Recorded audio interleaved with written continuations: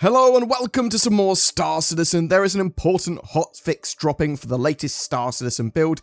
We've got the week's schedule that we're going to go through, and even more questions have been answered by that very awesome lead ship technical artist that was responding to people on Reddit. But first, there have been various problems and issues with Star Citizen, and there is a 3.17.2 hotfix incoming that should go a long way to address some of these issues. However, they might cause your food and drink and ammo to disappear. What? Cloud Imperium said, "Hey everyone, during the post-launch period of Alpha 3.17.2, we identified several issues with how in-game transactions are both made and completed, thanks to the enthusiastic expenditures players made at the start of the patch cycle. The high amount of player activity at launch alongside the Siege of Orison event was a perfect recipe to rile up our backend. For those that really want to see under the hood, to try to avoid any major in-game outages during peak concurrency and keep some of the old legacy systems available, we had to favour availability over durability by accelerating the writes to SPC, Super Pcache, and allowing a lag between SPC and the game state database to build up. This came at the degradation of data consistency and durability, especially considering that the Super Pcache wasn't built to work in these conditions. As a part of the collateral damage, some of the records committed to the long-term persistent databases became inconsistent over time, and we believe this issue affected a random minority of characters on the long-term persistent database records. That said, the state in which these complex caching systems got into allowed us to focus on analysing some of the data patterns of where bottlenecks occur. This knowledge is already being reused in stress testing scenarios for persistent entity streaming, which is going to come online with Alpha 3.18. We've received an immense amount of issue counts reports for these issues too, especially the most egregious ones, such as logging in with an empty wallet, the Zero Alpha UC bug, which has given us a wealth of data to be able to tackle them. Thank you to all you bug hunters. As a result, we've been able to steadily start deploying fixes for these issues over the past weeks on the PTU, and we are now prepared to roll out some of those fixes to the live servers, with even more and larger and long-term fixes coming in the next major update. The short-term goal is to make sure that the Super Pcache service doesn't enter into this state again until those larger fixes are deployed in Alpha 3.18. A side effect of these fixes necessitates a potential slight loss of player progress. With this update to live, all players will be reset to the LTP, long-term persistence database, which is essentially the same as performing a character reset. For those unaware, the LTP, long-term persistence, keeps track of your wallet, as well as ships, components, weapons, and armor, both purchased in-game and looted, but doesn't retain any consumables, food, drink, ammunition, medpens, etc. The good news is that any items that were able to be successfully synced with the long-term database will be retained when the fix goes live. But please note that if any progress did not sync with the long-term persistent database properly, you would discover this loss post-fix. We're eager to get this hotfix out later this week, which will hopefully stabilize the backend and ideally prevent future loss of progress and items ahead of 3.18's launch. Thanks to all of you for your patience and understanding as we roll out these fixes, and we sincerely apologise for any inconvenience. See you in the verse. They did go on to say 3.18, specifically persistent entity streaming, is a massive change to how persistence is synced and maintained entirely. And to take a peek at last year's CitizenCon panel that focused on that and lots of other things for server meshing and netcode updates, I'll link it down below in the description. Now, obviously, Cloud Imperium have also been working on a 3.17.2 patch on the PTU that they sort of talked about there. Now, I'm not sure if it's just going to be a little tiny server-side sort of update for these hotfixes that means we don't need to download a patch, or if a load of the fixes that were also in 3.17.2's PTU that they've been putting through, like with elevators and stuff, are also going to get put through later this week. Hopefully that's the case. More fixes is better fixes. That would be my expectation. It looks like as well that Alpha 3.18 is going to get a pretty major network overhaul beyond just the persistent entity streaming as well, which is great to hear because obviously it's all on the road to Alpha 4.0 and server meshing and all that sort of jazz.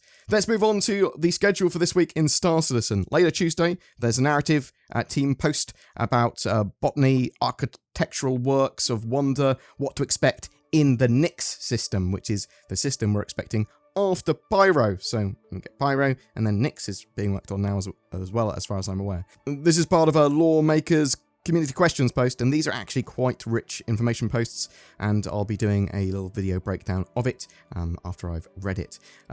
Thursday, we've got Inside Star Citizen. This week, we're getting an update on cave archetypes and sort of things they're doing with them. We know we're getting some sand caves in 3.18. There might be a bit more asset-wise for caves and plans for them as well, and this is all coming for 3.18. Plus, Todd Pappy is going to discuss the earliest steps in designing a new player experience for the game coming in the next year. So I'm really looking forward to seeing what exactly they have in mind for that. Obviously, there's no real tutorials in the game. There's no real sort of entry-level missions that pull you in to each of an individual role and task in game, and that would be really, really useful. Also, Thursday, we have Jump Town. That dynamic event is starting again on the live servers on Thursday at 10 PM UTC and will run through until Monday. They also plan to run Jump Town again on September 2nd as well. So that weekend we'll also have Jump Town going on. They're going to release a full detailed schedule that will go live later this week. There's no Star Citizen live this week though, as a load of Cloud Imperium game staff are at Gamescom. I recently put out a video about Mintery. I have no idea if that's how you actually pronounce his name. He's the lead ship technical artist at Cloud Imperium Games, and he was responding to questions about ships and updates and fixes coming to them in Alpha 3.18.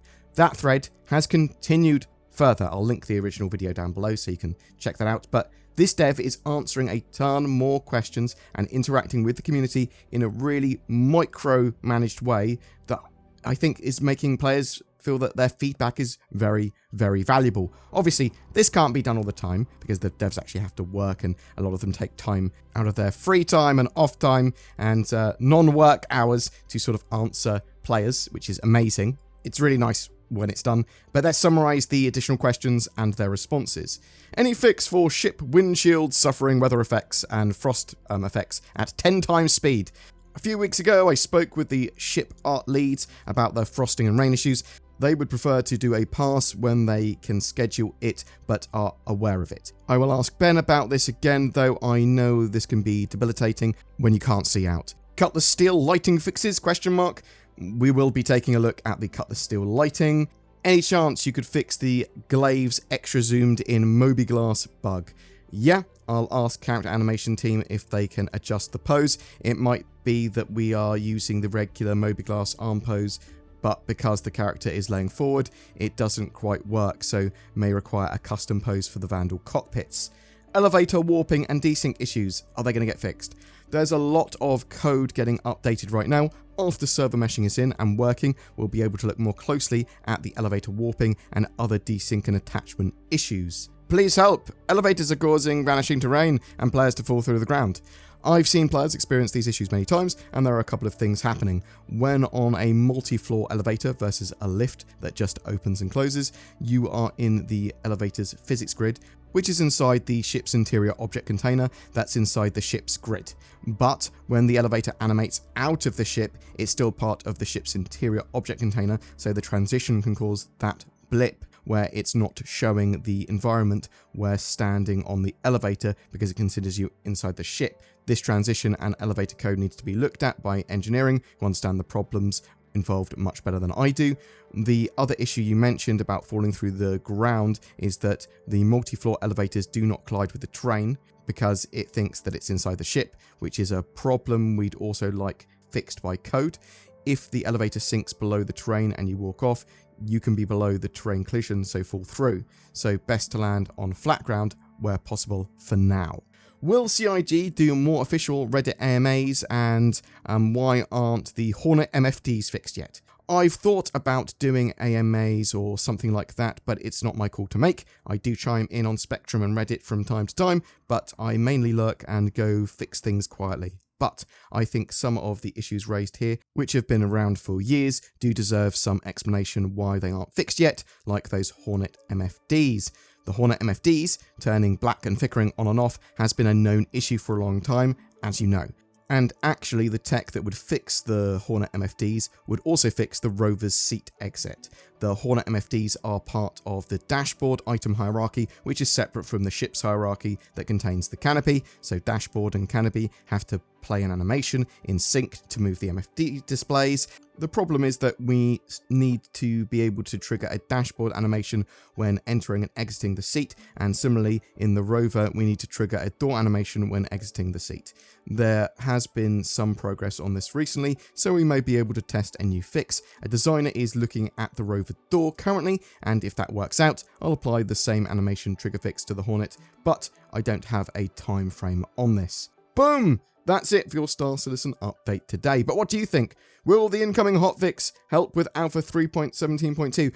Do you think we're going to see a more meaty set of fixes and sort of tweaks and sort of updates and stuff as well, with that sort of PTU patch getting deployed at the same time? Is it the PTU patch they were talking about and that's sort of all going live? Are they just misusing the term hotfix? Are you looking forward to more lore, infos, and more updates coming to Alpha 3.18 later this week?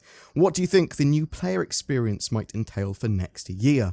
What do you think of Cloud Imperium devs actively answering questions and trying to solve issues with bugs in this way on Reddit, in that quite more micromanaged way? What are your thoughts? I'd love to hear from you in the comments below. You're on a plane, it's about to crash. Maybe you're in a jungle and a vicious predator attacks. There's a nuclear war and you're caught short on the toilet. You're drowning in shark-infested waters. How did you get here? What do all these scenarios have in common? That's right, easily preventable with the use of nordvpn.com/BoredGamer. It's like the ultimate survival toolkit, but to aid in internet security and accessibility. Now I can watch my favourite Netflix and anime shows from a different country while I'm lost in the rainforest just before a tiger eats me. Thanks nordvpn.com/BoredGamer. You can get discounts by using the links below. But please note that probably in the case of a plane crash or, you're drowning, NordVPN might not be the most effective solution. Every month we have a Star Citizen ship giveaway. This month we're giving away an RSI Scorpius heavy fighter. This 2-seater powerful heavy fighter allows you to pretend you're in Star Wars with your X-Wing. It comes with a lifetime insurance and access to Star Citizen, so even if you haven't got a Star Citizen account already, you can play the game. To be in for a chance of winning that, just comment on any of my videos made during August. A massive thank you to everyone that subscribed to the channel or just watches my content or comments and likes and shares those videos. It really genuinely does help. And if you want to go the extra mile to help support the channel, you can click on the join button under any of my videos or click on the links to Patreon. It all goes a huge way to help the channel grow and expand. Thank you so much for watching. I hope you have a great time in Alpha 3.17.2 and I hope to see you in the verse.